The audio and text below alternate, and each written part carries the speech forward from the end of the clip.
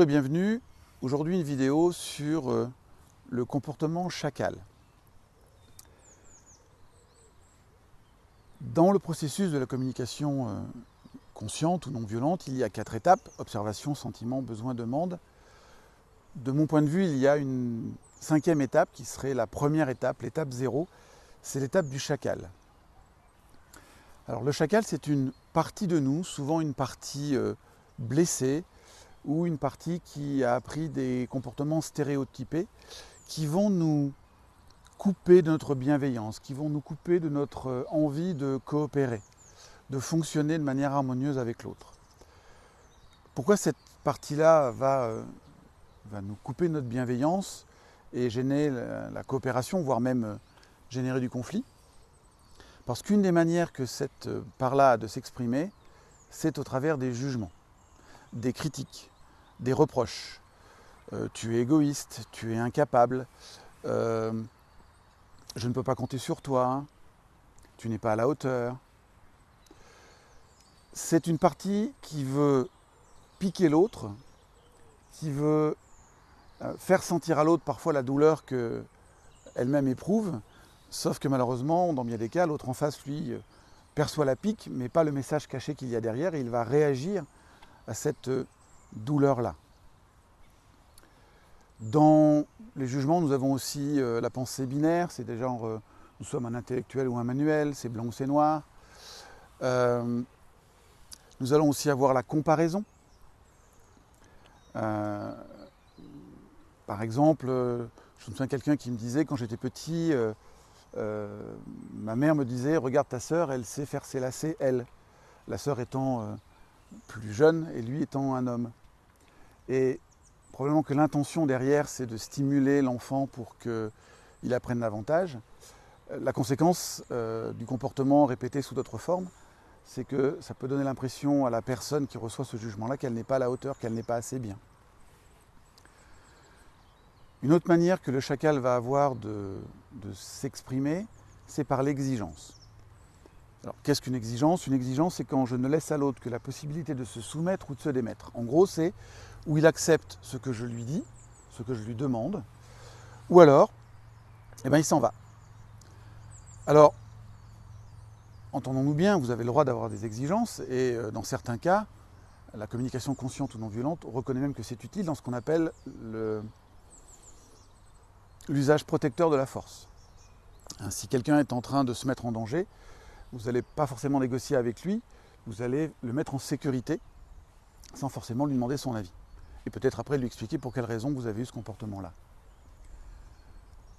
Dans un certain nombre de cas, nous rentrons dans l'exigence pour d'autres motifs et d'une autre manière. Et cette façon de nous comporter va, dans certains cas, se retourner contre nous. Parce que pour aller sur le terrain de l'exigence, nous devons vérifier deux choses. Est-ce que nous avons le pouvoir ? Est-ce que nous avons la volonté d'aller jusque-là? Dans les entreprises, par exemple, je croise des personnes qui peuvent être agacées par le comportement d'un collaborateur ou d'un collègue et ils auraient la volonté de le licencier, par exemple, ou au moins de le transférer de service. Mais pas le pouvoir. Donc fonctionner sur le mode de l'exigence avec cette personne-là ne va pas être très efficace. Dans certains cas, nous pouvons avoir le pouvoir, mais pas la volonté.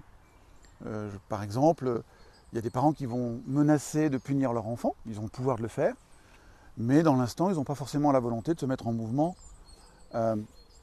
pour mettre en place une punition ou une réparation. Et du coup, ce genre de comportement va plutôt décrédibiliser la parole du parent. Au-delà de ça, l'exigence va empêcher l'autre de fonctionner de manière authentique et spontanée. Et à mesure que nous allons fonctionner sur ce système-là, notre interlocuteur va de moins en moins avoir l'élan de fonctionner de manière authentique et spontanée. Ce qui fait que nous pourrions être amenés à douter des oui quand il nous dit oui. Est-ce que c'est un vrai oui? Est-ce que c'est un oui donné par peur? Est-ce que c'est un oui donné pour espérer obtenir quelque chose en échange? Est-ce que c'est un oui exprimé par honte? Et de mon point de vue, plus nous allons fonctionner dans l'exigence, que ce soit avec l'autre ou avec nous-mêmes, plus nous allons éteindre notre élan de vie. Moins nous serons capables d'avoir des envies, de choisir notre vie. Le chacal va aussi s'exprimer sous la forme de la déresponsabilisation. Marshall Rosenberg a mis en évidence, si j'ai bien compris, la déresponsabilisation en écoutant les minutes d'un procès qui sont les minutes du procès de Nuremberg.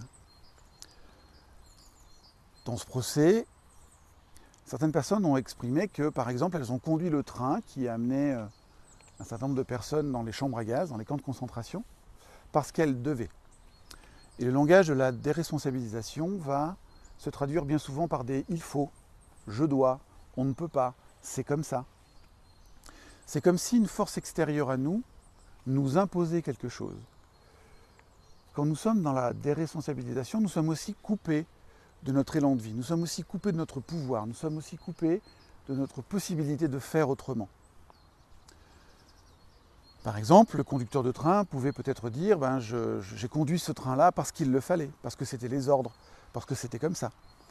Et vous pouvez reconnaître dans l'histoire qu'il y a eu plein d'actes posés de cette manière-là. Et sans aller si loin, nous pouvons aussi repérer combien dans notre vie nous allons fonctionner de manière automatique par des « il faut »,« je dois ». C'est même dans certains cas des principes d'éducation. Et je ne parle pas que de l'éducation nationale. Si je prends ma responsabilité, que je suis ce conducteur de train, peut-être que je vais dire je conduis ce train parce que je veux assurer la sécurité pour ma famille et pour moi-même. Alors, vous pouvez me dire qu'il conduit toujours le train. Oui, c'est vrai. En même temps, le fait de prendre conscience des besoins qu'il est en train de nourrir par ce comportement-là peuvent lui permettre, demain, de voir comment il pourrait nourrir ce besoin de sécurité, peut-être en adoptant une stratégie plus écologique pour lui, pour sa famille et pour le reste du monde. Nous verrons plus tard dans la vidéo que lorsque nous avons conscience des besoins que nous cherchons à nourrir derrière nos comportements, nous pouvons déjà vérifier si le comportement que nous avons est en adéquation avec le besoin que nous voulons nourrir. Et nous allons aussi pouvoir accéder à l'abondance. C'est-à-dire que pour un même besoin, il y a une infinité de stratégies possibles et probablement que je peux en trouver qui vont me permettre de nourrir mes besoins, peut-être davantage de besoins d'ailleurs, tout en prenant soin des besoins de l'autre. Et c'est vraiment un des aspects que j'apprécie dans la communication consciente et non violente, c'est de nous proposer une manière de fonctionner qui va nous permettre de mieux fonctionner justement avec les autres. Pour conclure sur le chacal, je voudrais aussi dire que parfois le chacal est regardé d'une manière négative, c'est-à-dire qu'il est jugé, c'est-à-dire que nous allons, avec notre chacal ou le chacal des autres, nous-mêmes devenir chacal, avec cette vision qu'il y a le bien ou il y a le mal.